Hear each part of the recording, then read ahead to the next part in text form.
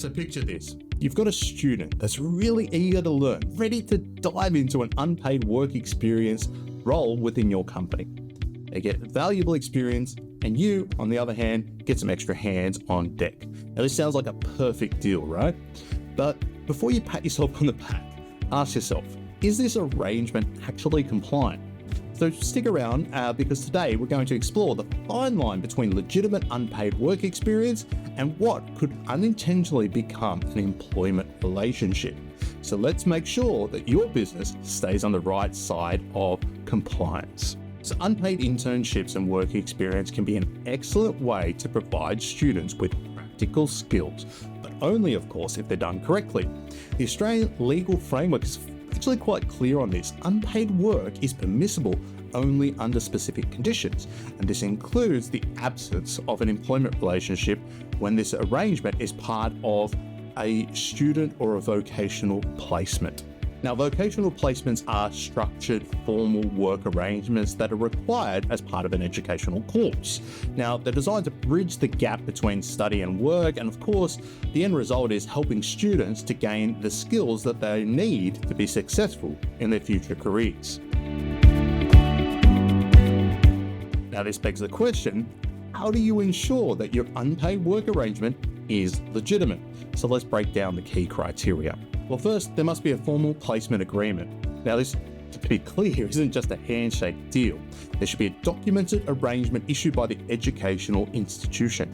This document not only adds legitimacy, but also ensures that the student is covered by the necessary insurance during their placement. Second, there should be no agreement or entitlement to pay. As long as there's no promise or expectation of payment for the work performed, you won't accidentally create an implied employment relationship. Third, the placement must be done as a requirement for the student's education or training course. Now, this ensures that the work experience is genuinely part of their learning process and not, of course, what we're trying to avoid, just free labor. And finally, the placement must be officially approved by the educational institution. This approval is crucial for legitimizing the unpaid work arrangement. Now, as a business owner, there's of course a few key things that you should do to protect both your company and the students that you're helping. First, always verify that the placement documentation is in place. Make sure there's a formal agreement from the educational institution, complete with insurance coverage. Second, be very clear that this is an unpaid placement. Any hint whatsoever of an agreement to pay could land you in hot water and create an unintended and implied employment relationship.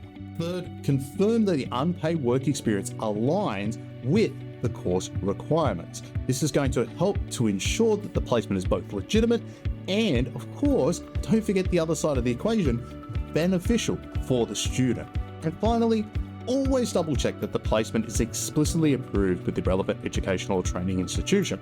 This final approval, if you like, would be your green light to proceed with confidence. So there you have it. Unpaid work experience can be a fantastic opportunity for both students and businesses, and a great way for your business to contribute to the community, but only if it's done by the book.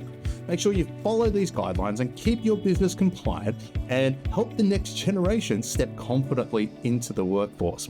So thanks again for watching, and if you have any other HR or workplace relations questions, don't hesitate to reach out to me or the team here at On Demand HR by visiting our website at www.ondemandhr.com.au, and looking forward to seeing you all in the next update.